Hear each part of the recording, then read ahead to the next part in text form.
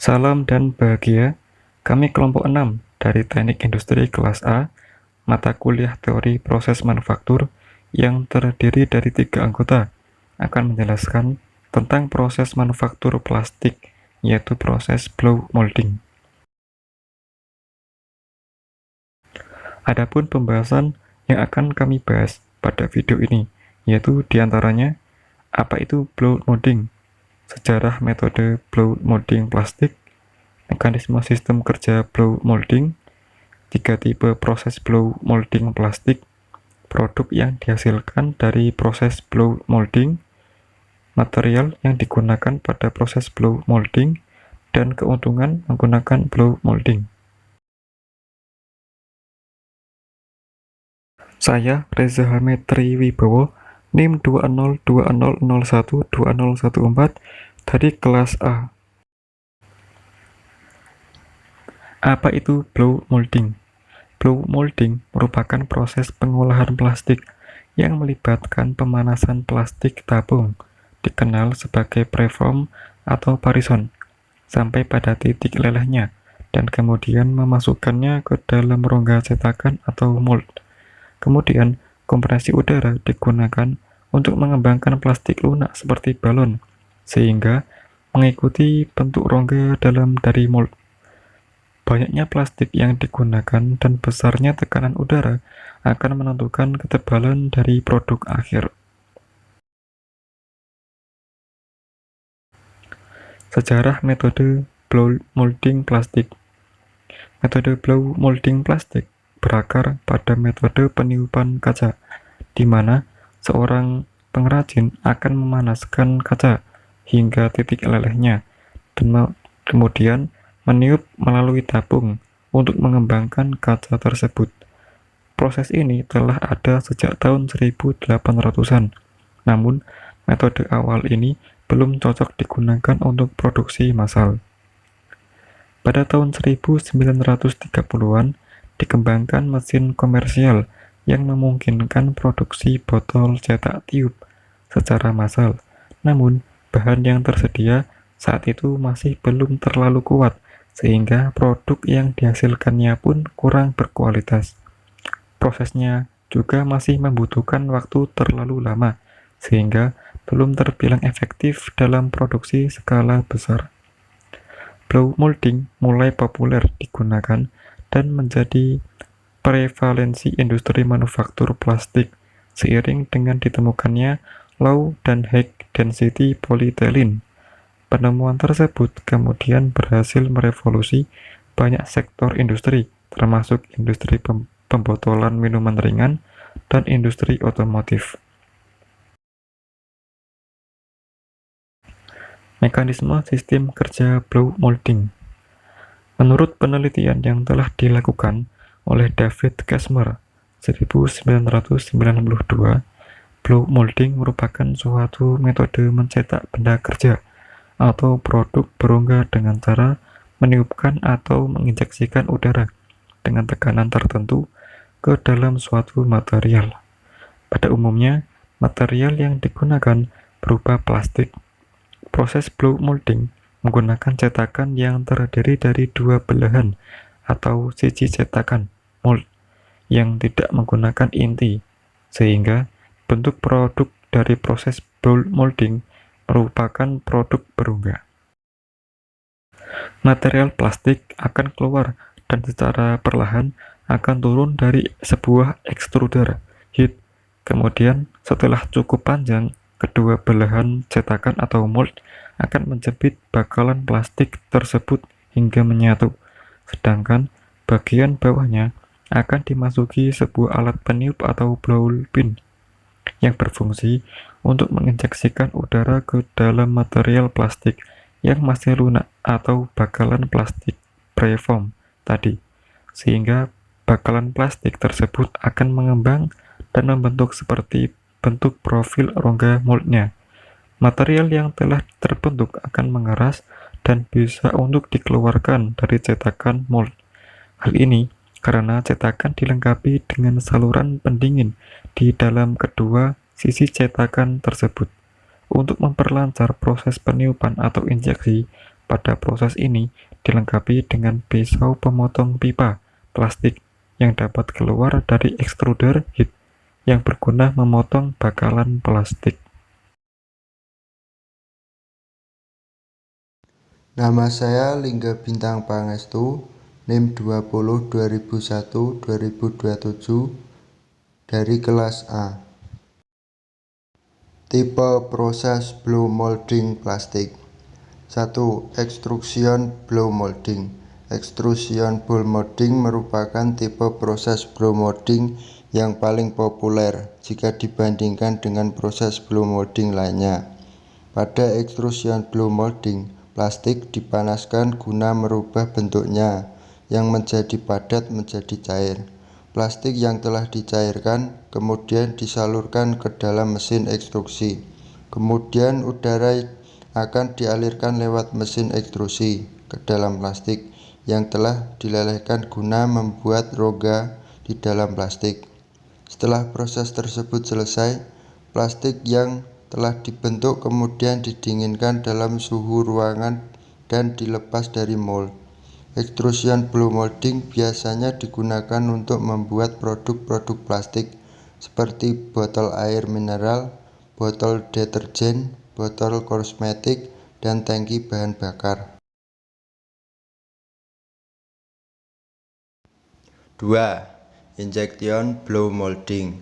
Tipe blow molding lainnya yang umum digunakan adalah injection blow molding. Seperti namanya, injection blow molding menyertakan proses injeksi atas plastik yang dipanaskan ke dalam mold. Material plastik yang dipanaskan biasanya dimasukkan ke dalam core pin, yang setelah itu pin berputar di sekitar mold, di mana plastik yang telah meleleh dipompa menggunakan udara dan kemudian didinginkan. Injection blow molding memang tidak sepopuler metode extrusion blow molding. Namun terlepas dari itu, metode merupakan opsi yang cukup diminati untuk memproduksi plastik berongga dengan ukuran relatif kecil. Injection blow molding biasanya digunakan pembuatan berbagai produk plastik seperti peralatan medis, botol, stoples plastik, botol deodoran, dan botol pil. 3. Injection stretch blow molding. Tipe metode blow molding yang terakhir ini adalah injection stretch blow molding. Metode ini merupakan turunan dari metode injection blow molding standar. Namun dengan mengikut sertakan tahap peregangan parsion plastik, terbentuk tabung dengan lubang di salah satu ujungnya yang dapat dilalui udara. Plastik yang telah dipanaskan kemudian akan direnggangkan untuk membuat bagian dalamnya menjadi sebuah berongga. Dibandingkan dengan metode injection molding standar, teknik pencetakan plastik ini dapat menghasilkan produk dengan ketebalan yang merata, terutama bagian sudut dan dinding. Teknik injection stretch blow molding biasa digunakan untuk membuat produk plastik seperti botol minuman bersoda, stoples, dan galon air.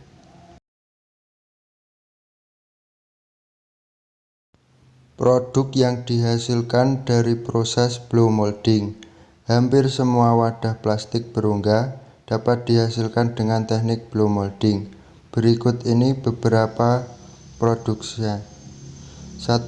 Penghalang jalan atau safety cone. 2. Tempat duduk stadion. 3. Cooler box. 4. Housing kipas. 5. Mainan dan alat olahraga. 6. Gembor atau alat penyiram tanaman.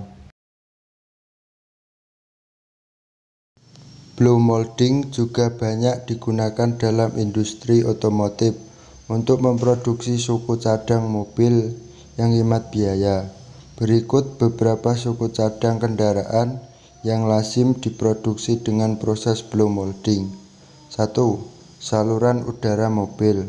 2. Mood guard mobil. 3. Fender. 4.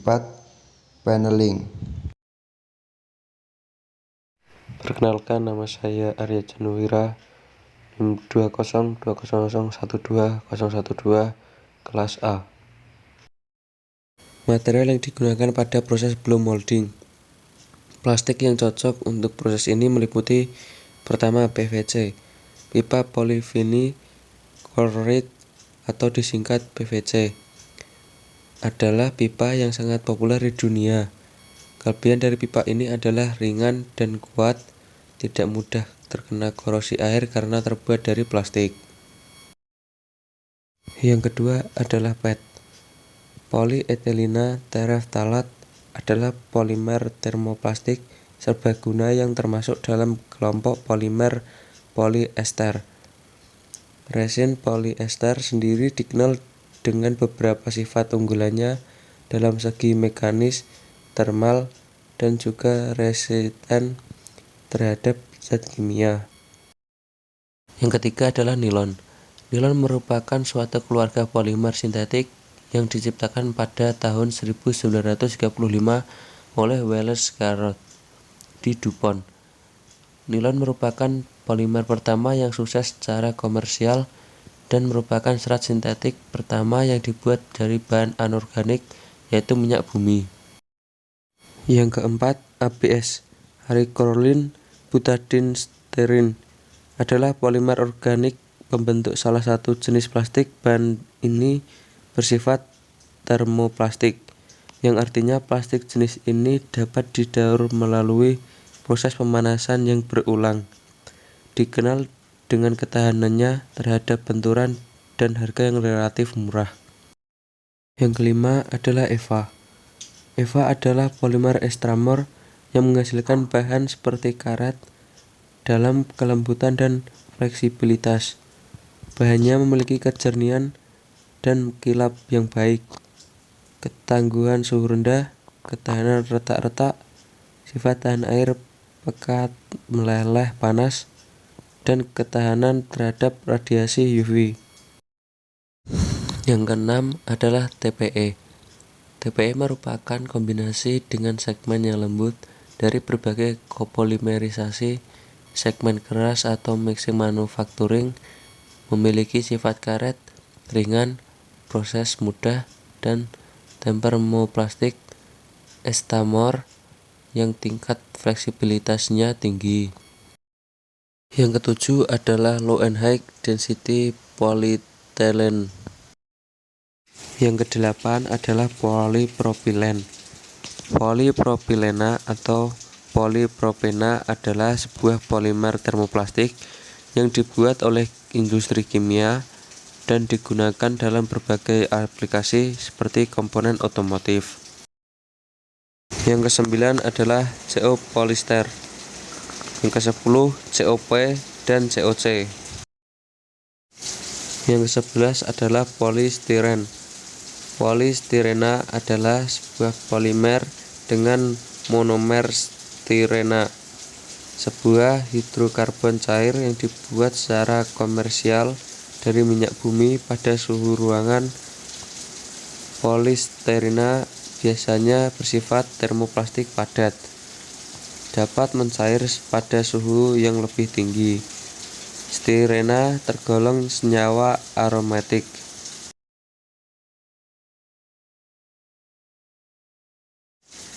Keunggulan menggunakan blow molding. Banyak keuntungan yang didapatkan dari penggunaan proses blow molding jika dibandingkan dengan metode pencetakan plastik lainnya.